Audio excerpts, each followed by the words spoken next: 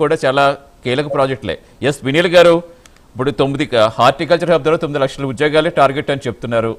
అంటే నిజంగా అవన్నీ కార్యాచరణ ఎప్పుడు చేస్తున్నారు? జూన్ నుంచి కడప స్టీల్ ప్లాంట్ పనులు ప్రారంభమవుతాయని చెప్తున్నారు. సో ఇవన్నీ కూడా అంటే గతంలో విన్న మాటలే, మళ్ళీ అవే మాటలు వింటున్నామా? పూర్తిగా కార్యాచరణ దాలుస్తాయని అనుమానాలు కూడా ఉంటాయి. ఇప్పుడు వైసీపీ వాళ్ళు అది చెప్తున్నారు, జస్ట్ ప్రకటిస్తున్నారంతే, చూద్దాం అన్నట్టుగా మాట్లాడుతున్నారు. ఇప్పుడు అవన్నీ కూడా ప్రాపర్గా క్షేత్రస్థాయిలో పనులు స్టార్ట్ అయ్యి అక్కడ ఉద్యోగాలకు ఎదురుస్తున్న ఉపాధికి, యువతకి ఉపాధి కల్పించడం మీరేం చెప్తారు?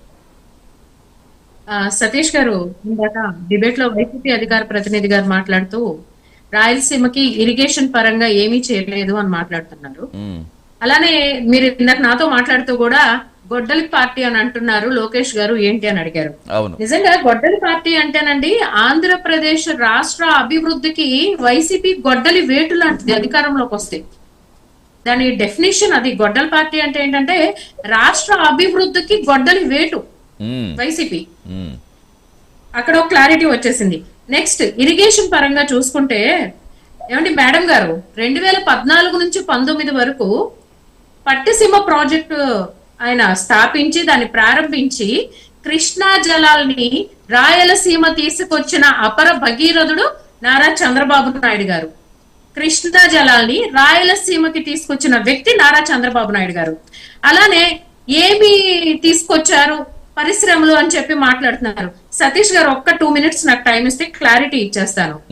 గతంలో కూడా చూసుకుంటే చంద్రబాబు నాయుడు గారు టీడీపీ ప్రభుత్వ హయాం 2014 నుంచి 19 వరకు చూసుకుంటే ఇదే రాయలసీమలో కియా మోటార్స్ 13,000 కోట్ల రూపాయల పెట్టుబడులు వచ్చినాయి.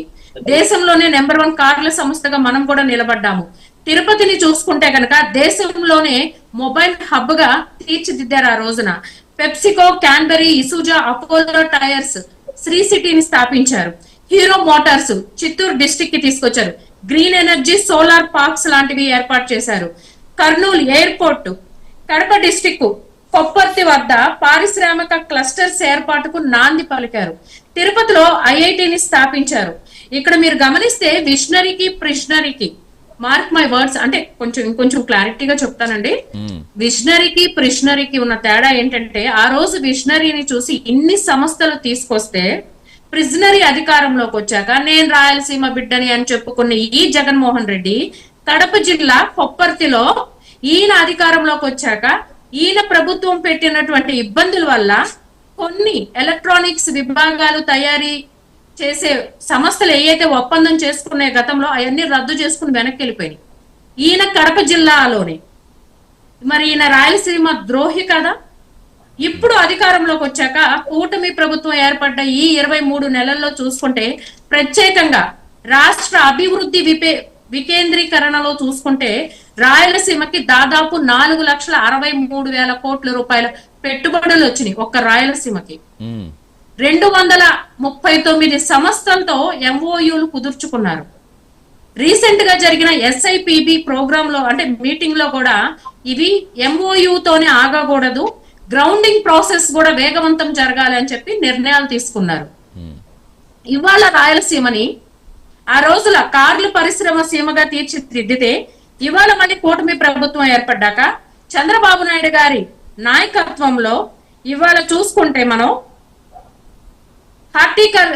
మీరు ఇందాక మాట్లాడారు హార్టికల్చర్ క్లబ్ గా మార్చేందుకు, హబ్ గా మార్చేందుకు ఏంటి అని దాదాపు 1,00,000 కోట్ల రూపాయల ప్రణాళిక దానికోసం సిద్ధం చేశారండి.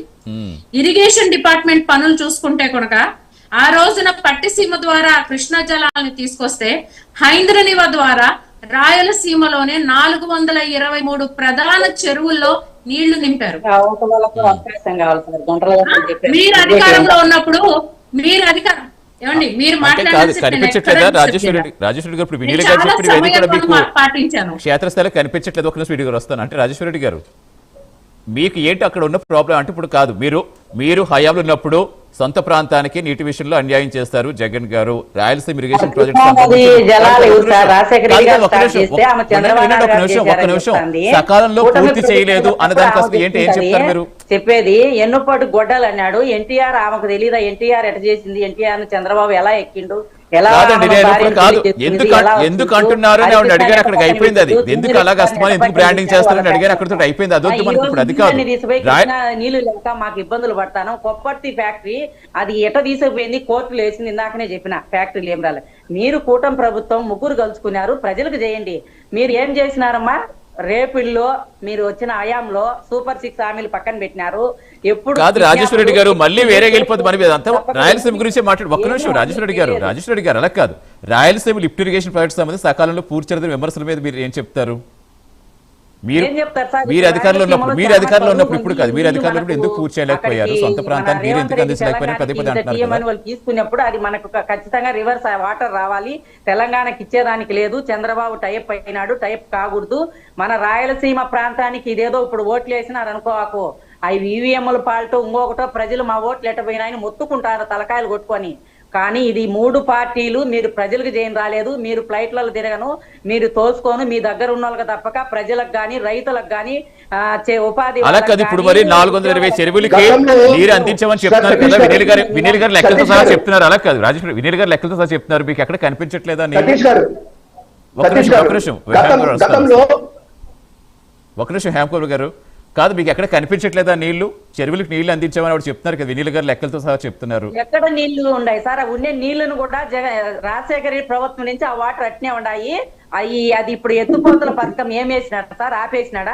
దానికి డబ్బులు తెచ్చుకున్నాడు, వాడుకున్నావు. అన్ని ప్రతిదీ బిల్లులు ఆమోదించుకుంటున్నావు, బిల్లులు మోదీ గారు ఇస్తున్నారు, ఆమోదిస్తారా, బిల్లులు తీసుకుంటున్నావు. మీకు వాడుకుంటానే కానీ ప్రజలకు చేయలే, రైతులకు ఏమీ చేయలే, ఉద్యోగాలకు ఏమీ చేయలేదు.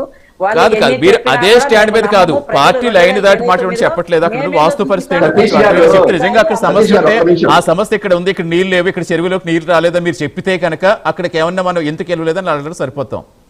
ఈ రాజకీయ విమర్శలు వేరు, అభివృద్ధి గురించి మాట్లాడుకుంటున్నప్పుడు వేరుగా ఉంటుంది కదండి రాజేశ్వర రెడ్డి గారు. చెప్పేది కాదు సార్, చేతి చూపియాలి, చెప్తాన్నారు. అదే మీకు కాదు, ఆవిడ ఏదో లెక్కలు చెప్పారు, వినీల్ గారు లెక్కలు చెప్పారు, 420 చెరువులను లెక్కలు చెప్పారు. మీరు నిజంగా కాదు ఈ చెరువుకి ఎక్కడ వచ్చిందామో అని అడగండి. అడిగితే అప్పుడు ఎందుకు రాలేదు, నిజంగా రాలేదా, వెళ్ళిందా, వెళ్ళలేదా నీళ్లు, వెళ్ళకపోతే మరి ఏం చేస్తారని అడగడం సరిపోతాం కదా.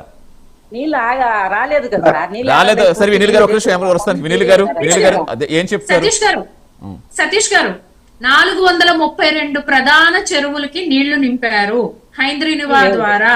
అండ్ ఇంకోటి లిఫ్ట్ స్కీమ్స్ చూసుకుంటే కనుక ఎత్తిపోతల పథకాలు గత ప్రభుత్వంలో 362 పథకాలు రద్దు చేశారు వీళ్ళు. ఇంకొక చిన్న మాట అండి, మేము అధికారంలో ఉన్నప్పుడు గతంలో 2014 నుంచి 19 వరకు చంద్రబాబు నాయుడు గారు అధికారంలో ఉన్నప్పుడు 12,000 కోట్ల రూపాయలు రాయలసీమ ఇరిగేషన్ పనుల కోసం మేము కేటాయించి ఖర్చు చేస్తే, గడిచిన 5 ఏళ్లలో రాయలసీమ బిడ్డ అని చెప్పుకునే ఈ సెగ్గడ్డ, ఈ క్యాన్సర్ గడ్డ జగన్ రెడ్డి గారు 2,000 కోట్ల రూపాయలు మాత్రమే ఖర్చు చేశారు. ఇప్పుడు కూడా కూటమి ప్రభుత్వం ఏర్పడ్డాక ప్రత్యేకంగా రాయలసీమ కోసం 8,000 కోట్ల రూపాయలు ఇరిగేషన్ ప్రాజెక్ట్ పనుల కోసం కేటాయించడం జరుగుతుంది ఇప్పుడు వరకు. ఒకటండి, నాయకుడి మీద అభిమానం ఉండటం వేరు, రాష్ట్ర అభివృద్ధి కోసం మనం మాట్లాడుతున్నాం ఇక్కడ. డెఫినెట్ గా, ఎందుకంటే కాదు ఇక్కడ ఎంప్లాయ్మెంట్ కోసం యువత ఎంత ఎదురు చూస్తుంది, అంతకంటే ముందు నుంచి అక్కడ సాగు సమస్యలు చాలా విపరీతంగా వేధిస్తున్నాయి ప్రజల్ని. నిజంగా అవి తీర్చాల్సిన బాధ్యత ముందు, ఎందుకంటే ముందు వ్యవస్థ తర్వాత ఏమన్నా వస్తాయి. ఒక ఇంపార్టెంట్ పాయింట్, జగన్మోహన్ రెడ్డి గారికి అధికారం ఇస్తే 400 మండలాలని కరువు మండలాలుగా డిక్లేర్ చేయాల్సి వచ్చింది. 400 మండలాలు కరువు మండలాలుగా, దాంట్లో ప్రధానంగా ఉంది రాయలసీమ. అప్పుడు చూసుకుంటే ఆయన ప్రభుత్వ హయాంలో రాయలసీమ నుంచి వలస వెళ్లిన వాళ్ళ సంఖ్య మనం చూసాము, కళ్ళారా చూసాము. పక్క రాష్ట్రం హైదరాబాద్ లోనండి చాలా మంది అపార్ట్మెంట్స్ లో వాచ్మెన్ గా కూడా వెళ్ళారు తెలుసా. రైట్, రాజేశ్వరి గారు వస్తారు. రాజేశ్వరి గారు ఒక నిమిషం, హేమకౌర్ గారు వస్తారు. జయలక్ష్మి వైస్ ప్రెసిడెంట్ మీ దగ్గరికి వస్తాను. హేమకౌర్ గారు ఒక నిమిషం. రాయలసీమకు అభివృద్ధి సతీష్ గారు మీ ద్వారా నేను ఒకటే అడుగుతున్నాను, జగన్మోహన్ రెడ్డి గారికి అధికారం ఇస్తే రాయలసీమలో యాపొద్దు లైవ్ ఫిష్ వస్తుంది అనుకోలా, చేపలు వస్తాయి అనుకోలా, రొయ్యలు వస్తాయి అనుకోలా. ఒక ముఖ్యమంత్రి అయ్యుండి మీ ప్రాంతం గురించి మీరు తీసుకొచ్చే అభివృద్ధి ఇదే. రైట్, అడుగుదాం. వస్తాను. చెప్పండి హేమకౌర్ గారు, అయితే చెప్దాం అనుకుంటారు కదా, చెప్పండి హేమకౌర్.